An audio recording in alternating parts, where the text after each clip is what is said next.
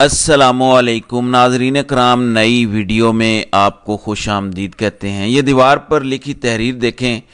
تمہارا باپ بھی عمران خان کو پاکستان کی تاریخ سے مائنس نہیں کر سکتا۔ پاکستان کی عوام نے مٹی کی دیوار پر ایک تحریر لکھی ہے جس نے بند کمروں کے در و دیوار ہلائے ہیں۔ آپ کو ابھی محسوس نہیں ہو رہا کہ آپ کتنی بڑی شکست دے چکے ہیں اس مافیا کو جو 76 سال سے اس ملک پہ قابض ہے۔ قائد اعظم کی ایمبولینس جہاں خراب ہوئی تھی، ملک آج بھی وہیں کھڑا ہے۔ ابھی تک عمران خان اس کو آگے لے جانا چاہتے ہیں، لیکن یہ بدی کی قوتیں اس ملک کو واپس غلامی کی زنجیریں پہنا رہی ہیں۔ یہ میں خبر دیکھتا ہوں تو مجھے یقین نہیں آتا، اللہ کرے یہ خبر جھوٹی ہو، اللہ کرے یہ خبر جعلی ہو اور ہم اتنے ذلیل نہ ہو رہے ہوں دنیا میں۔ خبر یہ ہے کہ Pakistan Iran gas pipeline منصوبے پر امریکہ نے ایبسلیوٹلی ناٹ بول دیا۔ پاکستان نے ایران کو امریکی پابندیوں کی مجبوری سے آگاہ کر دیا ہے۔ امریکی تحفظات کے بعد پاکستان نے منصوبے پر عمل درآمد روک دیا ہے۔ Pakistan Iran gas pipeline کا منصوبہ ایک بار پھر کٹائی میں پڑ گیا ہے۔ امریکہ نے پاک ایران گیس پائپ لائن منصوبے پر خدشات کا اظہار کر دیا۔ امریکہ نے منصوبے پر تحفظات سے پاکستانی حکام کو آگاہ کر دیا۔ پاکستان نے منصوبے کے لیے امریکہ سے ایران پر پابندیوں میں چھوٹ مانگی تھی۔ امریکہ نے ایران پر عائد پابندیوں پر فیور دینے سے انکار کر دیا۔ منصوبہ مکمل کرنے کی پاکستانی ڈیڈ لائن مارچ میں ختم ہو رہی ہے۔ پاکستان کو اپنے حصے کی 500 میل لمبی لائن بچھانی تھی۔ پاکستان کو 18 ارب ڈالر کا ہرجانہ ہو سکتا ہے ایران کی طرف سے، لیکن امریکہ نے چونکہ ایبسلیوٹلی ناٹ بول دیا ہے تو مالکوں کے قدموں میں سجدہ کرنا ضروری ہے۔ اور وہ جو ایک آزاد شخص ہے جو اس قوم کو آزاد کرنا چاہتا ہے، اس ایک آزاد شخص کو قید میں رکھنا اس لیے ضروری ہے۔ ہم اپنی مرضی کی ایک گیس پائپ لائن نہیں لے سکتے۔ ناظرین اکرام، یہ ہے وہ حقیقی آزادی جس کو عمران خان آپ کو چھین کے لے کے دینا چاہتے ہیں۔ یہ ہے وہ حقیقی آزادی کا خواب کہ کم از کم پاکستان اپنے مفاد کے فیصلے تو کر سکے، کم از کم ایک گیس پائپ لائن تو لگا سکے۔ آج پاکستان مہنگی LNG خرید رہا ہے جو عام قدرتی گیس سے بہت زیادہ مہنگی ہے۔ کاش یہ خبر جعلی ہو۔ بہت دکھ ہو رہا ہے کہ امریکہ کی وجہ سے پاکستانی قوم کو سستی گیس نہیں ملے گی۔ کیا آپ کو پتا ہے کہ پاکستانی معیشت منفی میں جا رہی ہے؟ غریب عوام جو 8 کروڑ تھے جب عمران خان چھوڑ کے گئے، اب 12 کروڑ ہو گئے ہیں خط غربت سے نیچے لوگ۔ پاکستان کی تاریخ میں سب سے زیادہ بے روزگاری ہے پچھلے 2 سالوں میں، اور سب سے زیادہ لوگ ہجرت کر کے پچھلے 2 سالوں سے گئے ہیں۔ یہ ریکارڈ ہے پاکستان کی تاریخ کا، کبھی بھی اتنے زیادہ لوگوں نے ہجرت نہیں کی، لیکن اس کے باوجود پاکستان کی تاریخ کا سب سے زیادہ ٹیکس اکٹھا ہوا ہے۔ کیا وجہ ہے؟ میرا آپ سے سوال ہے، آپ جو کہ معیشت کو نہیں سمجھتے کہ جب اکانومی نیچے جا رہی ہو، ملک کی معیشت ڈوب رہی ہو تو ٹیکس زیادہ کلیکٹ نہیں ہوتا۔ یہ پتہ ہے کیا کر رہے ہیں؟ گیس کا بل آپ کا 500 روپے ہے تو 8000 آپ کو ٹیکس لگ رہا ہے۔ اگزامپل دے رہا ہوں آپ کو کہ اس طرح یہ پیسہ نچوڑ رہے ہیں اور آپ سے پیسہ نچوڑ کے قرضوں کی قسطیں ادا کر رہے ہیں اور مزید قرضے لے رہے ہیں جس کا مزید پیسہ آپ سے نچوڑیں گے، آپ کی ہڈیوں کا گودا تک کھا جائیں گے۔ اس نظام کو بدلنے کے لیے عمران خان آج جیل میں بیٹھا ہے کہ اس نظام کو تبدیل کرنا ہے، اسی لیے ان کے میسج کی باز گشت ہے۔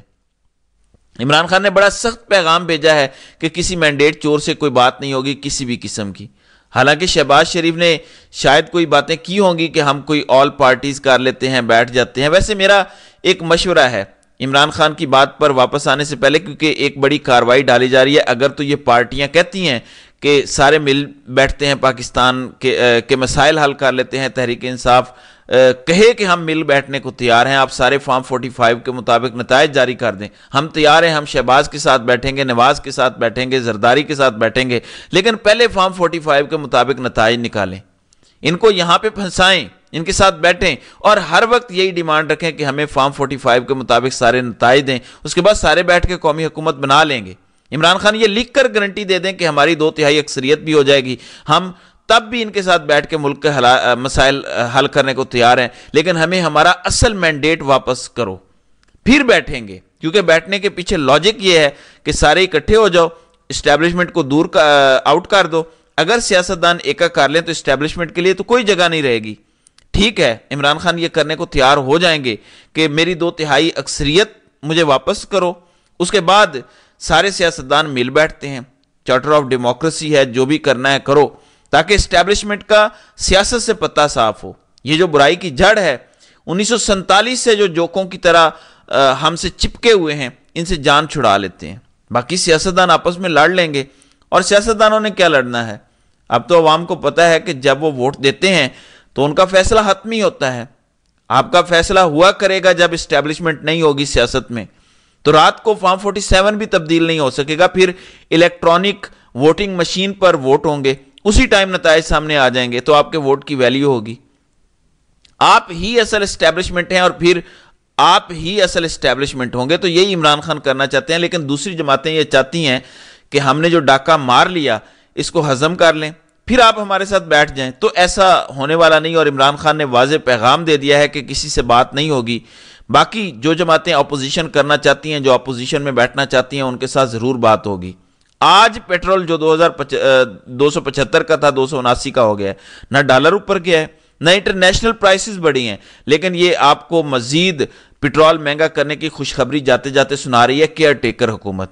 کیونکہ نواز شریف نے یہ کہا ہے کہ ہمارے اوپر نہ ڈالیں کہ آتے ہی ہمیں مہنگائی کرنی پڑے، جتنی کرنی ہے آپ کر جائیں، تاکہ آ کے ہم فوراً قیمتیں تھوڑی نیچے کرنے کا ناٹک کریں اور کہیں گے کہ دیکھیں ہم نے آ کے سب کچھ ٹھیک کر دیا. یہ وہی ڈرامے کر رہے ہیں ڈنگ ٹپا پالیسی، کیونکہ انہیں پتہ نہیں ہے فنڈامنٹلز کا. جب آپ نیچے کریں گے اور اچانک ایک جھٹکا لگے گا اور عالمی منڈی میں قیمتیں اوپر جائیں گی، یا معاشی اور سیاسی عدم استحکام کی وجہ سے جب روپیہ مزید گرے گا، آئی ایم ایف کے پروگرام میں ہلکا سا بھی ادھر ادھر ہو گیا پلس مائنس، تو آپ نہ کرنسی کنٹرول کر سکیں گے، اور زر مبادلہ کے ذخائر ہمارے ویسے ہی کنارے پہ لگے ہوئے ہیں. یعنی ہم بدترین صورتحال میں ہیں پچھلے 2 سال سے، جب سے عمران خان کی حکومت گری ہے. ان کو اندازہ ہے کہ کتنی تباہی آ سکتی ہے، لیکن یہ اس چیز کی فکر نہیں کرتے کیونکہ ان کے اپنے ذاتی مفادات ہیں. ناظرین کرام، تحریک انصاف نے اپنے انٹرا پارٹی انتخابات کروا دیے ہیں، اور یہی اطلاع آ رہی ہے کہ بلا مقابلہ بیرسٹر گوہر علی خان پھر سے چیئرمین منتخب ہو گئے ہیں. کل یہ فیصلہ سارا جاری ہو جانا ہے اور پھر الیکشن کمیشن میں رپورٹ جمع کروا دی جائے گی.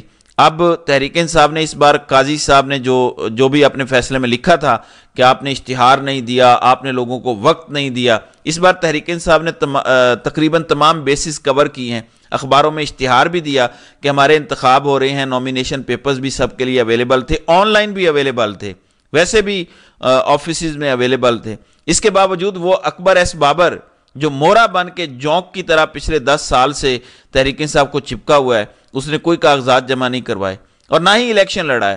تو آپ مجھے بتائیں اس مورے نے یہ سارا کچھ کیوں کیا؟ تاکہ بلے کا نشان پی ٹی آئی سے لیا جائے. یہ سب گیم ڈالی گئی تھی.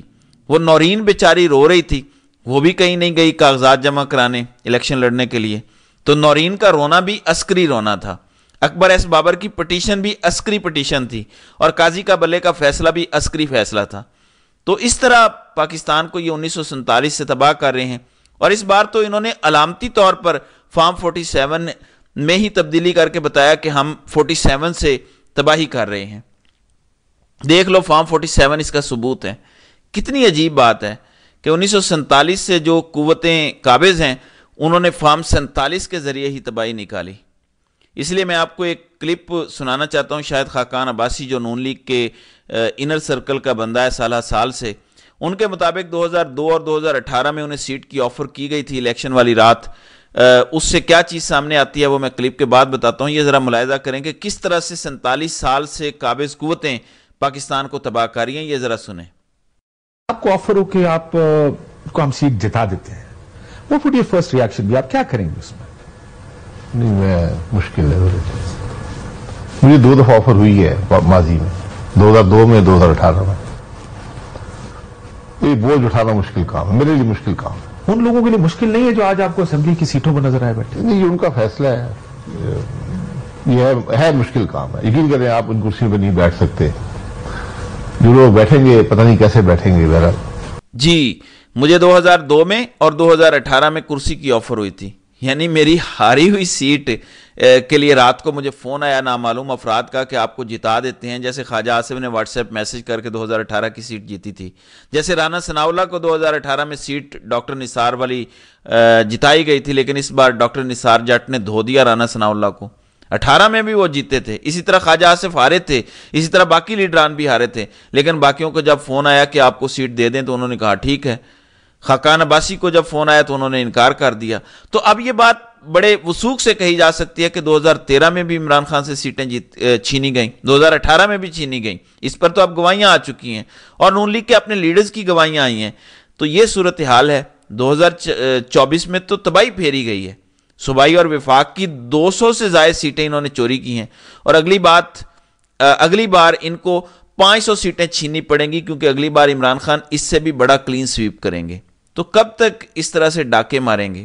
خود سوچیں کہ نظام دین کس قدر ننگا ہے اور یہ سہولت کار کس قدر ملک غدار ثابت ہوئے ہیں. عوام کی امنگوں کے خلاف محض اپنی ایکسٹینشنز اور اپنی نوکریوں کے لیے یہ سب کر رہے ہیں. تو ناظرین کرام، آپ کی اس ویڈیو کے حوالے سے کیا رائے ہے؟ آپ اپنی رائے کا اظہار کامنٹ سیکشن میں ضرور کیجیے گا.